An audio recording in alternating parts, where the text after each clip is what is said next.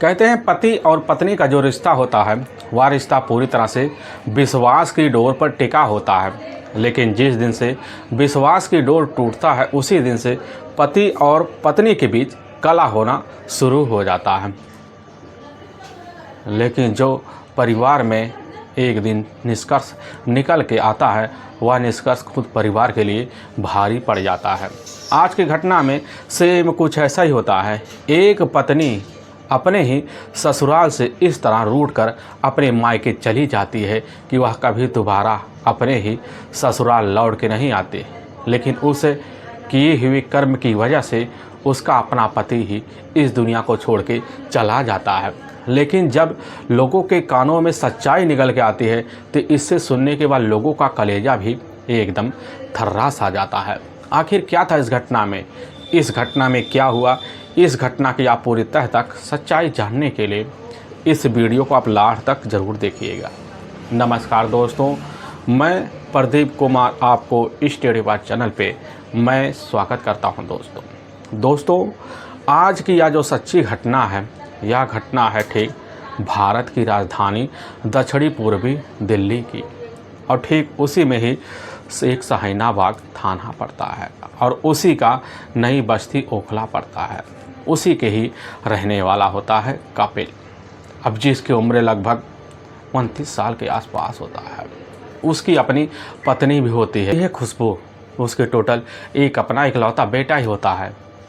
खुशबू का जो मायका पड़ता है ठीक उत्तर प्रदेश में ही फिरोजाबाद का ही एक रसूलपुर थाना लगता है और उसी का आसपाबाद एक इलाका पड़ता है। उसी इलाके की रहने वाली होती है।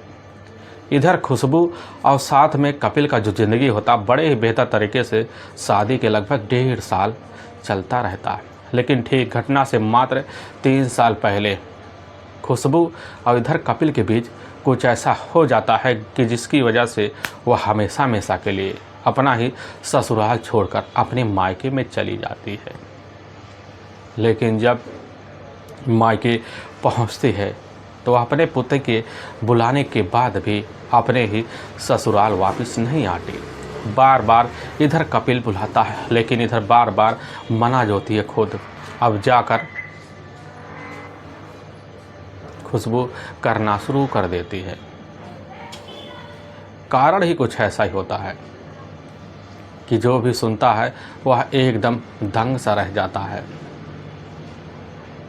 लेकिन अपनी ज़िंदगी को और आगे बढ़ाने के लिए खुशबू जो होती है अपने परिवार का सहारा लेती है और सहारा लेने के बाद वह जाती है ठीक फिरोजाबाद के न्यायालय में जाकर अपने पति के ही विरुद्ध गुजारा भत्ता और साथ में घरेलू हिंसा का मुकदमा दर्ज करवा देती है। इधर कपिल को खबर लगने के बाद कपिल एकदम दंग सा रह जाता है, ना कुछ सोच पाता है ना कुछ समझ पाता है कि अब करे तो करे क्या। और इसलिए अपनी कोर्ट में ही तारीख की पेशी के लिए हर समय तारीख मिलने के बाद ज़रूर पहुंच जाया करता था। ऐसे चलते चलते लगभग अब 2.5 साल का वक्त भी निकल जाता है। लेकिन तभी ठीक 10 फरवरी 2020 का ही अब दिन होता है। अब उस दिन कपिल जो होता ठीक अपनी तारीख के लिए फिरोजाबाद चला जाता है।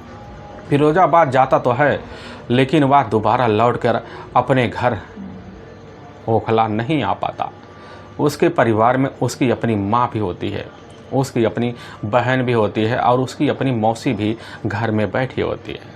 शाम होने को हो जाता है लेकिन तब भी घर अब कपिल लौट के नहीं आ पाता। पूरी रात बीत जाता है। जब सुबह का टाइम होता है ठीक 11 फरवरी को तो दोपहर का टाइम आता है तो कपिल की अपनी जो ब्रह्मवती और साथ में अपनी बहन भी होती है राखी, दोनों परेशान हो जाते हैं। उसी परेशानी में कपिल के पास फ़ोन कर देते हैं लेकिन कपिल का मोबाइल नंबर बता देता है, जिस वजह से ब्रह्मवती और राखी इतना परेशान हो जाती है, ना कुछ सोच पाती है ना कुछ समझ पाती है। यहाँ तक कि दूसरे दिन का शाम का टाइम हो जाता है और रात भी गुजर जाता है लेकिन कपिल अपने घर नहीं लौट पाता। लेकिन जैसे ही ठीक 12 फरवरी 2020 का अब सुबह का 10 बजे के आसपास टाइम होता है तो उस वक्त कपिल की अपनी बहन राखी और अपनी माँ इधर ब्रह्मवती और साथ में इधर कपिल के अपने मामा होते हैं नेमचंद और साथ में उसकी अपनी मौसी भी होती है।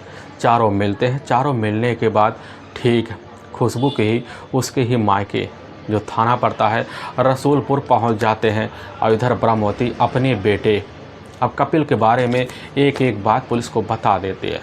लेकिन रसूलपुर की जो पुलिस होती है उस समय इस मामले को तो काफ़ी संज्ञान से लेना चाहती थी, लेकिन वह कहने लग जाती है कि असल में यह जो मामला है ठीक न्यायालय कोर्ट होने की वजह से यह मामला ठीक मरसैना थाना का ही पड़ता है।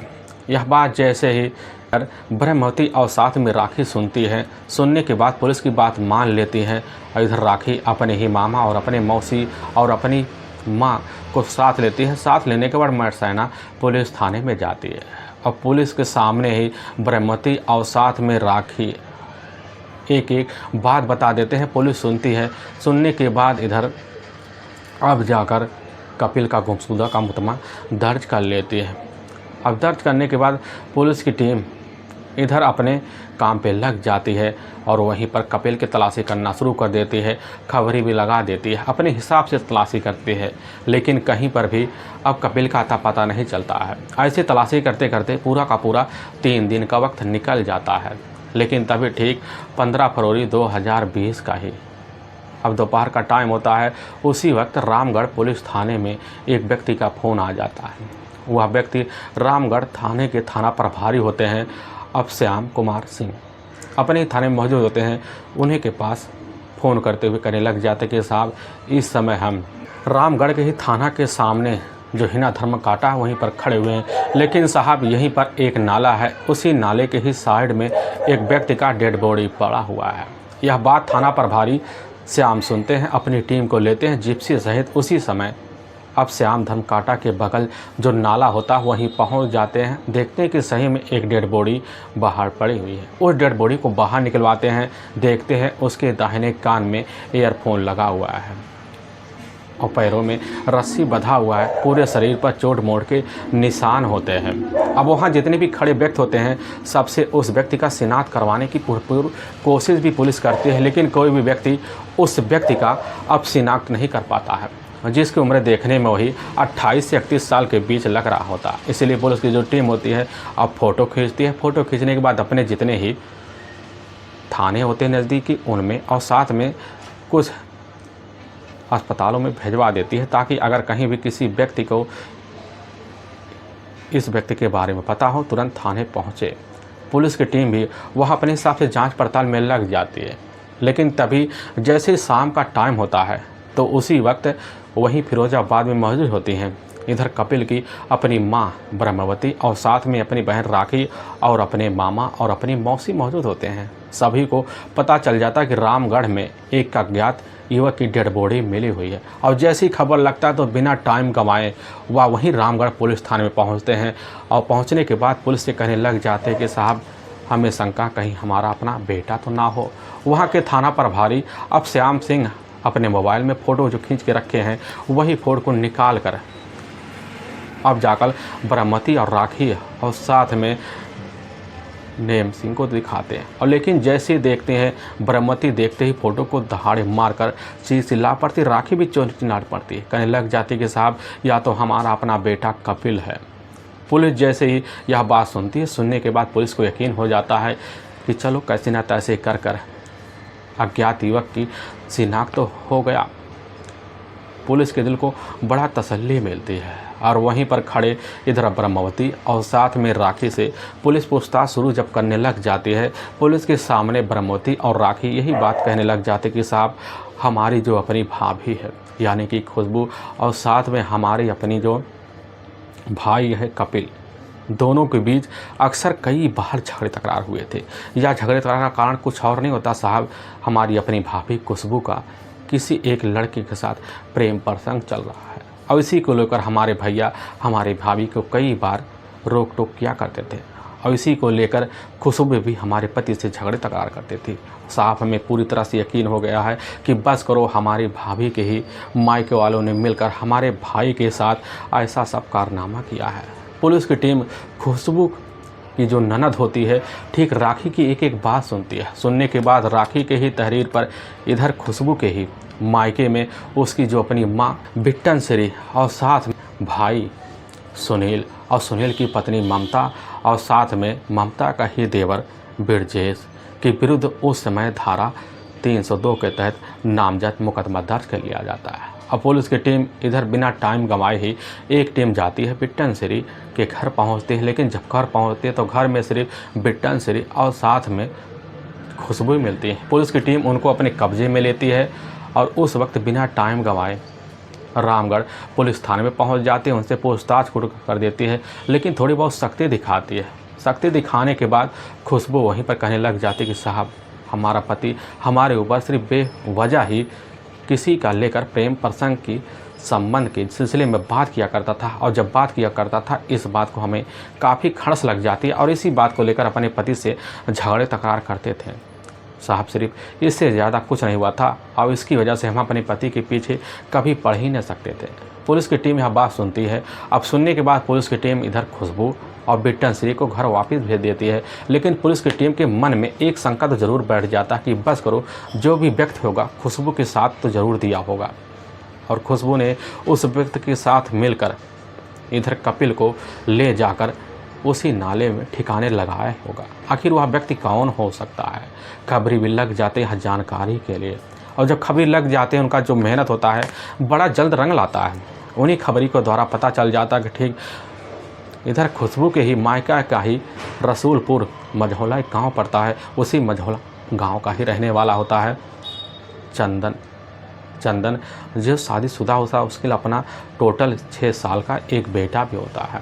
लेकिन पुलिस को जैसे ही चंदन के बारे में पता चलता है और पूरी सच्चाई चंदन के बारे में निकल के आ जाता है, पुलिस की टीम बिना टाइम गंवाए और चंदन के पास जाने की भरपूर कोशिश कर लेती है। लेकिन तभी दूसरी तरफ से खबर आता है कि इस समय ना घर में खुशबू है और ना अपने घर में चंदन मौजूद होते हैं। दोनों एक ही साथ फरार हो गए हैं। और जैसे पुलिस की इतनी खबर लगती है, पुलिस को पूरी तरह से जो शंका होता है वह विश्वास में बदल जाता है कि बस करो, दोनों ही इस मामले पूरी तरह से संदिग्ध है। पुलिस की टीम इनकी तलाशी के लिए टीम भी लगा देती है। लगभग 24 घंटे का वक्त निकलने का हो जाता है और तभी 17 फरवरी 2020 को ही एकदम रात के लगभग 10 बजे के आसपास पुलिस को खबर लगती है कि ठीक कनाटा जो चौराहा है उसी चौराहे पर अब इधर संजय और साथ में खुशबू अपने हाथ में झोला लिए हुए खड़े हुए हैं, कहीं भागने के फिराक में होते। पुलिस की टीम खबर पाने के बाद अपनी खबरी को ले जाती है और बदखबरी द्वारा पता चलता है कि यहीं पर खड़े हुए हैं और पुलिस वहीं पर उनको अपने कस्टडी में लेती है और थाने ले आती है। लेकिन जैसे ही खुशबू और चंदन को थाने में बैठाया जाता है, दोनों आमने सामने होते हैं। पहले दोनों एक दूसरे का चेहरा लगते हैं, बड़े ध्यान से लगते हैं। लेकिन जब पुलिस इन दोनों को चेहरे को देखती है, देखने के बाद भांप जाती है कि बस करो, ये कुछ ना कुछ राज छुपाने वाले हैं। लेकिन पुलिस थोड़ी बहुत जैसी सख्ती दिखाती है तो बिना टाइम गंवाए खुशबू और साथ में चंदन, खुशबू अपने पति इधर कपिल की हत्या के बारे में जुल्म कबूल कर लेती है। लेकिन जो सच्चाई सबके सामने रखती है, इसे सुनने के बाद लोगों का कलेजा भी दहल से जाता है। असल में ठीक इसी भारत की राजधानी जो पड़ता है दक्षिणी पूर्वी दिल्ली, नई बस्ती पड़ता है ओखला, उसी बस्ती का ही रहने वाला होता है कपिल। उसकी शादी ठीक 5 साल पहले साल 2015 में ही जाकर उसी फिरोजाबाद के ही आसपाबाद के ही रहने वाली अब खुशबू हो जाता है। खुशबू देखने में काफ़ी खूबसूरत भी होती है और चंचल होती है, एकदम बोलने में तो तड़तड़ भी होती है। लेकिन खुशबू को जब कपिल पाता है बड़ा खुश हो जाता है, क्योंकि देखने में चंचल तो होती है, साथ में मोहित करने वाली भी होती है। और खुशबू को कपिल अपने ही घर लाता है और खुशबू बड़े बेहतर तरीके से अपने पति के साथ रहना तो शुरू कर देते हैं। लेकिन शादी के जैसे 1.5 साल बीतने के होते हैं, उसी बीच खुशबू को एक बेटा भी हो जाता है। अब बेटा को लेकर इधर अपने परिवार में खुशी में ज़िंदगी कपिल बिताने लग जाता है। लेकिन कुछ ऐसा बीतता है, बीतने के बाद कपिल की जो पत्नी होती है खुशबू, उस साल के अंदर जो होता है कई बार मायके आना जाना हो जाता है, और जिसकी वजह से कपिल का जो शंका होता है अपनी पत्नी के ऊपर हो जाता है कि बस करो, हमारे पत्नी का ही अपने ही मायके में रहने वाले किसी लड़के से प्रेम संबंध चल रहे हैं। और इसी को लेकर इधर कपिल और साथ में आए दिन खुशबू के बीच अब झगड़े तकरार शुरू हो जाते हैं, और झगड़े तकरार इतना बढ़ जाते हैं कपिल शराब भी पीना शुरू कर देता। और जब भी घर लौटता तो इसी बात को लेकर कपिल और साथ में खुशबू में ज़ोरदार टक्कर हो जाते, इतने टक्कर हो जाते हैं कपिल अपनी पत्नी खुशबू का बार बार पिटाई भी कर देता। अब यह सिलसिला जब चलने लग जाता है तो इस बीच खुशबू अपने बेटे को लेती है और अपने ही मायके हमेशा हमेशा के लिए गुस्से में होकर चली जाती है। लेकिन कुछ दिन रहती है, अपने ही मायके वालों के कुछ लोगों को सलाह मशवरा लेती है। लेने के बाद खुद फिरोजाबाद न्यायालय में जाती है और अपने पति इधर कपिल के ही ऊपर गुजारा भत्ता और साथ में घरेलू हिंसा का मुकदमा भी दायर करवा देती है। लेकिन दूसरी तरफ कपिल को खबर लगता है तो एकदम सन्न से रह जाता है कि आखिर जिस पत्नी को हमने इतना अपने घर में प्यार दिया वह हमारे खिलाफ कैसे हो गई। लेकिन कपिल जो होता है अब उस तारीख को पाने के लिए न्यायालय तो जाता है। अब उसको हर बार तारीख मिलती है और तारीख पे अपना आना जाना लगा देता है। लेकिन इसी बीच खुशबू अपनी ज़िंदगी अपने ही मायके में जीना शुरू कर देती है। लेकिन जब जीने लग जाती है तभी एक दिन खुशबू अपने ही पास जो रसूलपुर पड़ता है वहीं रौठा गांव पड़ता, उसी गांव में मौके पर मार्केट जा रही होती है। तभी वहीं पर उसकी मुलाकात जाकर चंदन से हो जाता है, जो चंदन खुशबू का ही दूर के रिश्तेदार पड़ता है। और जब मुलाकात होता है तो चंदन देखता है एक ही नज़र में खुशबू का दीवाना हो जाता है। भले ही खुशबू एक बच्चे की माँ होती है, लेकिन खुशबू से वहीं चंदन दोस्ती का हाथ बढ़ा लेता है। लेकिन दोस्ती का हाथ बढ़ाने के बाद दोनों के थ्रू मोबाइल पे बात शुरू हो जाते हैं और बातों को सिलसिला में इस तरह मन दोनों के भा जाते हैं कि दोनों के बीच प्रेम संबंध भी बन जाता है। और संबंध का जो सिलसिला होता है बेधड़क चलने लग जाता है, क्योंकि खुशबू का जो शारीरिक दूरी होती है, जो ज़रूरत होती है, वह ज़रूरत चंदन पूर्ण करने के लिए काफ़ी होता। इसलिए चंदन से खुश जो होती है पूरी तरह से थी, संतुष्ट थी। अपनी ज़िंदगी बड़े ही बेहतर तरीके से खुशबू चोरी छुपे इधर चंदन के साथ निकाल रही होती है। तभी एक दिन खुशबू चंदन के पास जब करीब होती है तो चंदन से कहने लग जाते कि आखिर चंदन, यह रिश्ता कब तक चोरी छुपे चलता रहेगा, क्यों ना हम दोनों मिलकर शादी कर लें। चंदन यह बात सुनने के बाद एकदम सन्न सा रह जाता। भले वह शादीशुदा होता, उसका टोटल अपना एक 6 साल का बेटा भी होता है, लेकिन वह तब भी वहीं खुशबू से शादी करने के लिए हामी भर लेता है और कहने लग जाता है खुशबू, आखिर तुम्हारे पति के रहते हमारी शादी कैसे हो सकती है। खुशबू कह देती है कि कभी ना कभी हमारा तलाक तो हो ही जाएगा। चंदन कह देता नहीं, तलाक तो नहीं होगा, लेकिन लग रहा है कि हमारी ज़िंदगी में मोड़ ज़रूर बन जाएगा। खुशबू कह देती है कि बस इसका एक ही तोड़ है कि क्यों ना हमारे पति को कैसे न तैसे कर तुम रास्ते से हटवा दो, ताकि पूरा मामला अब साफ हो जाए और न्यायालय भी ना जाना पड़े। यह बात उधर दूसरी तरफ भी सुन लेता है। चंदन को बड़ा तसल्ली मिल जाता है कि चलो खुशबू तैयार तो हो गई। खुशबू कहने लग जाती है कि हमारा जो पति है कपिल, वह सिर्फ जब डेट मिलता है उसी डेट पर हमसे फ़ोन पे बात किया करता था। हमें पता है वह कब आता है और ठीक उसको 10 फरवरी का भी दोबारा डेट मिला हुआ। उस दिन तुम अपने काम को बड़े ही बेहतर तरीके से अंजाम दे देना। और उसी दिन दोनों मिलकर एक खतरनाक षड्यंत्र बनाते हैं और ठीक 10 तारीख का आने का इंतज़ार करते हैं। और ठीक 10 फरवरी 2020 का दिन भी आ जाता। लेकिन इधर दिल्ली से चलकर फिरोजाबाद कपिल तो आता है और जाता है फिरोजाबाद कोर्ट में अपनी पेशी करता है, तारीख देकर बाहर निकल जाता है। और बाहर वहीं पर इधर चंदन और साथ में खुशबू मुलाकात करते हैं। लेकिन खुशबू चंदन से इशारों में बता देती है। बताने के बाद फिर दूसरी तरफ चंदन खुद खुशबू को इशारा कर देता। खुशबू जाकर अपने पति कपिल से कहने लग जाती है कि आखिर जो तुम्हारा बेटा है काफ़ी परेशान है, तुम्हारा नाम लेकर बार बार रोता रहता, एक बार चलो उससे मिल लो। और कपिल का जो दिल होता है एकदम पसीज जाता है और वहीं पर अपनी पत्नी की बात मानता है। मानने के बाद खुद खुशबू और चंदन कपिल को अपने साथ लेते हैं और खुशबू कपिल को लेकर अपने ही मायके पहुंच जाती और घर में वहीं बैठी रहती। लेकिन जैसे रात का वही 10 बजे के आसपास टाइम होता है तो उसी वक्त कपिल को शराब की चिढ़ लग जाती है और इस बात की भनक खुशबू को लग जाती। खुशबू चंदन को इशारा कर देती है और चंदन जाता है अपने ही मार्केट में काफ़ी सारी शराब की बोतलें लाता है और वहीं कमरे में बैठकर इधर चंदन और साथ में कपिल पैक पे पैक लगाना शुरू कर देते हैं। लेकिन जो पैक का जो सबसे ज़्यादा जो गिलास होता है वह गिलास खुद जाकर चंदन इधर कपिल के आगे कर देता है, जिसकी वजह से थोड़ी बाद अब कपिल नशे में बेसुध हो जाता है। इतना बेसुध होता है कि ज़मीन तक भी नहीं छोड़ पाता है। जब इधर चंदन को और साथ में खुशबू को लगने लगता है कि हमारा पति अब पूरी तरह से होश में नहीं है, तो उसी वक्त अपने ही पास रखा हुआ खुशबू एक रस्सी लेती है। उसी रस्सी को लेकर गले में लगाती है और पास रखा हुआ एक लोहे का वजनदार अस्त्र होता है उसी अस्त्र का उपयोग कर कर सर पे काफ़ी बार वार करते हैं, जिसकी वजह से वहीं कपिल हमेशा हमेशा के लिए मौत की नींद में सो जाता है। और इस घटना से छुपाने के लिए इधर कपिल के बॉडी को लेते हैं और रात जब सुनसान देखते हैं तो इधर खुशबू और साथ में और चंदन का एक अपना दोस्त होता है प्रमोद राठौर, जो ठीक उसी राठौर नगर का ही रहने वाला होता है। प्रमोद वही मौजूद होता है और प्रमोद को तुरंत ही चंदन अंदर बुलाता है और प्रमोद आता है। आने जैसे ही अंदर प्रमोद दाखिल होता है, देखता है नज़ारा से एकदम दंग सा रह जाता है। चंदन जाता है, प्रमोद को काफ़ी समझाता बुझाता है और ख़ुद प्रमोद चंदन की बात में आ जाता है और वहीं कपिल के बॉडी को अपने कब्जे में लेते हैं। एक मोटरसाइकिल पे लेने के बाद धर्मकांटा के पास ले जाते, जो नाला होता है उसे में डंप करके अपने घर वापस चले जाते हैं। लेकिन वाकई में दोस्तों पुलिस के सामने जब यह सच्चाई खुशबू और साथ में चंदन के तहरीर पर और रामगढ़ पुलिस थाने में आती है, तो रामगढ़ की पुलिस के थाने की जो टीम होती है बिना टाइम गंवाए प्रमोद राठौर को भी जाकर अपने कब्जे में लेती है और इन तीनों को ले जाकर वहां के ही उच्च न्यायालय में पेश करती है और इन तीनों पर काफ़ी गंभीर धारा मुकदमा दर्ज करके अब ले जाकर हमेशा हमेशा के लिए जेल के सलाखों के पीछे डाल देते हैं।